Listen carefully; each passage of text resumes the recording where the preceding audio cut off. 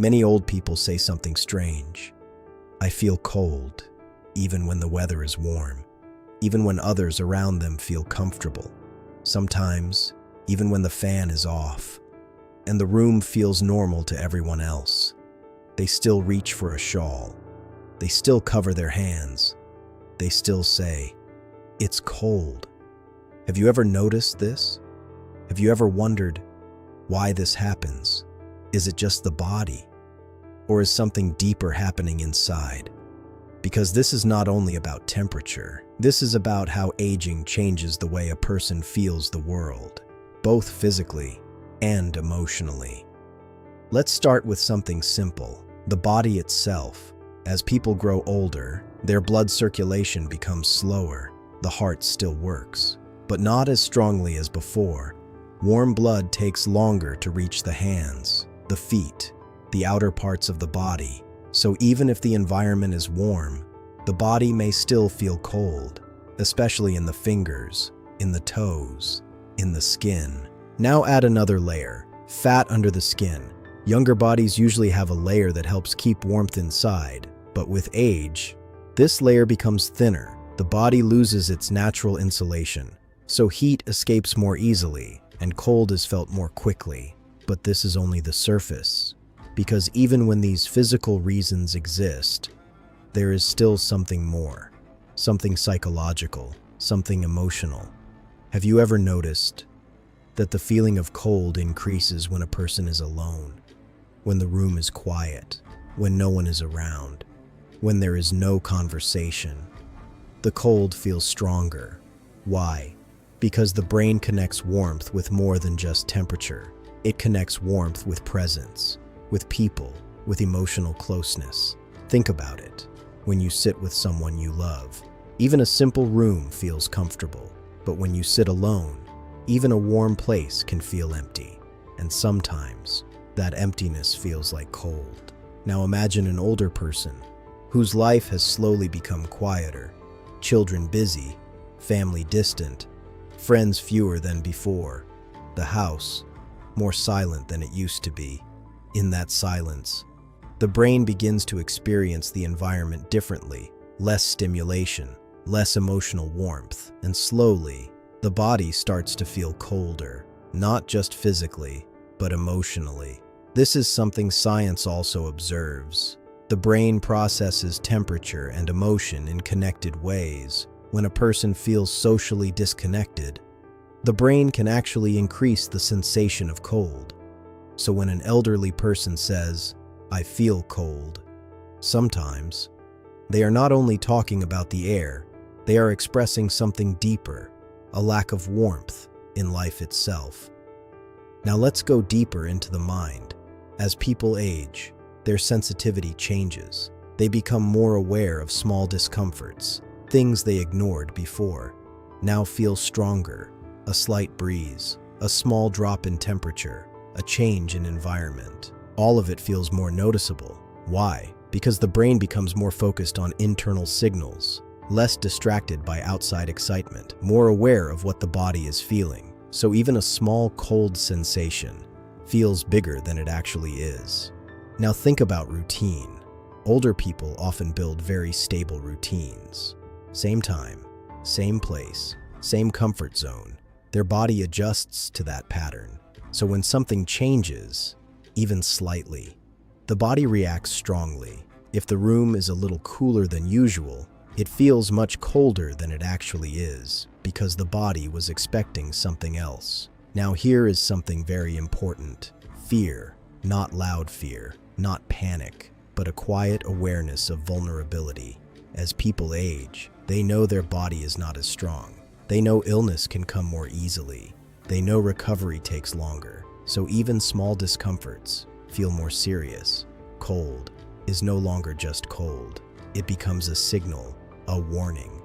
What if I get sick? What if this affects me?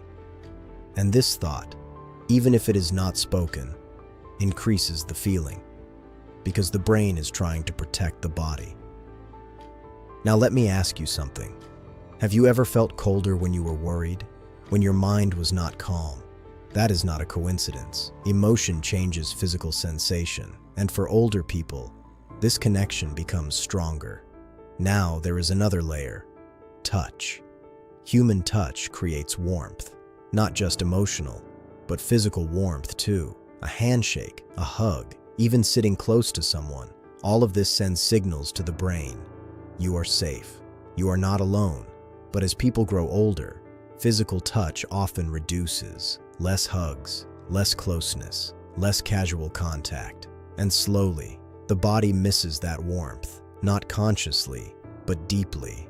So the feeling of cold increases because something important is missing. Now think about nights, evenings, late hours. This is when many older people feel the cold the most. Why? Because that is when silence becomes stronger, when distractions fade, when thoughts become louder, when memories come back, and in that moment, the absence of warmth feels real, not just in the room, but inside. So they reach for a blanket. They cover themselves more. They try to create physical warmth, to calm something deeper. But the real need is not always temperature. It is comfort, connection, presence. Now look at this carefully. A younger person may feel warm in the same room because their mind is busy, their attention is outside, their emotional world is active. But an older person sitting in the same space may feel cold because their experience of that space is completely different. Less distraction, more awareness, more silence, more internal feeling. And this changes everything. So the next time an elderly person says, "I feel cold," pause for a moment. Don't just adjust the temperature. Ask yourself, what else might they be feeling right now? Because sometimes a blanket is not enough. Sometimes they need something warmer than that, something human, something real. As time moves forward, the feeling of cold becomes more than just a sensation. It becomes a habit. The body begins to expect it. The mind begins to prepare for it. And slowly, it becomes part of daily life. They keep a shawl nearby. They sit in certain places. They avoid open spaces. They close windows quickly. Even before the cold fully arrives, they are already reacting to it. Why? Because the brain learns patterns. Once it experiences discomfort again and again, it tries to stay one step ahead. It says, protect yourself early. So even a small change in air feels like a bigger threat. Now think about something deeper.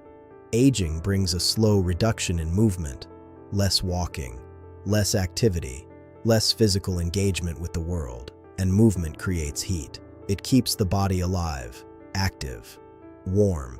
When movement reduces, warmth reduces too, so the body becomes more dependent on external heat. Clothes, blankets, sunlight. Without these, cold is felt more strongly. But here is where it becomes psychological again. When a person moves less, they also experience less stimulation, less interaction, less engagement with life. And this creates a kind of stillness, not peaceful stillness, but empty stillness. And in that emptiness, the body becomes more sensitive to discomfort. Cold feels sharper, silence feels deeper, time feels slower. Now let me ask you something. Have you ever noticed how time feels longer when you are uncomfortable? Minutes feel like hours. Small discomfort feels heavy. For many older people, this becomes a daily experience. So the feeling of cold does not pass quickly. It stays. It stretches. It becomes something they keep thinking about. Now let's talk about sleep. Sleep patterns change with age. Lighter sleep, more waking during the night, less deep rest. And during these quiet hours, the body cools down even more. The room feels colder, the blanket feels thinner. The absence of movement makes everything sharper. And in the middle of the night, when everything is silent, cold feels strongest, not just on the skin, but in the bones.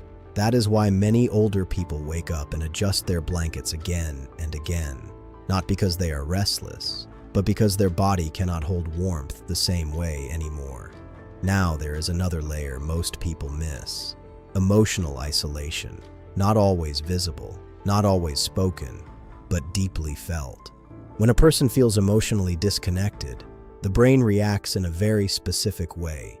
It reduces feelings of comfort. It increases awareness of discomfort. It becomes more alert, more sensitive, more protective, and this state makes cold feel stronger because the brain is not relaxed. It is in a quiet form of alertness. Now think about warmth again, not physical warmth, but emotional warmth. A simple conversation, a familiar voice, someone sitting nearby. These things calm the nervous system. They tell the brain, you are safe. And when the brain feels safe, the body relaxes, blood flows better, muscles soften, warmth increases. But when this is missing, the opposite happens. The body tightens, circulation slows further, cold becomes stronger. So again, the feeling of cold is not just outside, it is connected to what is happening inside. Now observe something very subtle. Older people often sit still for long periods, watching, thinking, remembering, and in those moments, their mind is not in the present. It moves backward, into memories, into past experiences. And sometimes, those memories are not warm. They carry loss. They carry regret. They carry things that were never resolved. And when the mind enters that space, the body responds. It becomes heavier, colder, less alive, because emotion and body are always connected. Now imagine sitting quietly, thinking about people who are no longer there, moments that cannot return, words that were never said. In that state, even a warm room can feel cold, because the warmth of the present cannot reach the past. Now here is something very real. Older people rarely explain all of this. They don't say, I feel emotionally disconnected. They don't say, my body cannot regulate heat properly. They simply say, I feel cold, a simple sentence. But behind it, there are layers, physical, emotional, psychological. Now think about how people usually respond. They bring another blanket, they increase the temperature, they close the door. All helpful things, but sometimes not enough, because what is needed is not just warmth of the body, but warmth of presence, sitting beside them, talking slowly, listening without hurry, creating a space where they feel not alone. And when that happens, something interesting begins to change. They stop talking about the cold as much. They relax. They stay still, but in a different way, a calm way, because their system feels supported, not just physically, but emotionally. So the next time you hear an older person say, I feel cold, don't rush to fix only the temperature. Look at the moment around them. Are they alone? Are they quiet for too long? Are they sitting without connection? Because sometimes the real warmth they need is sitting right next to them, and no blanket in the world can replace that. And slowly, this feeling begins to shape their behavior. They don't just feel cold. They start living around it. They choose where to sit. They choose where to go. They avoid places that feel even slightly uncomfortable. They move towards sunlight. They stay close to walls. They sit where the air does not move too much. From the outside, it looks like a small preference. But inside, it is a quiet adjustment to a body that no longer responds the same way. Now there is something even deeper happening. Tolerance. When a person is young, their body can handle discomfort easily. Cold, heat, noise. It adjusts quickly. But as age increases, tolerance decreases. Even a small discomfort feels larger. Even a slight chill feels sharp. And because of this, the brain starts reacting faster than before. It does not wait. It immediately signals, this is not comfortable. So the person reacts quickly. They cover themselves.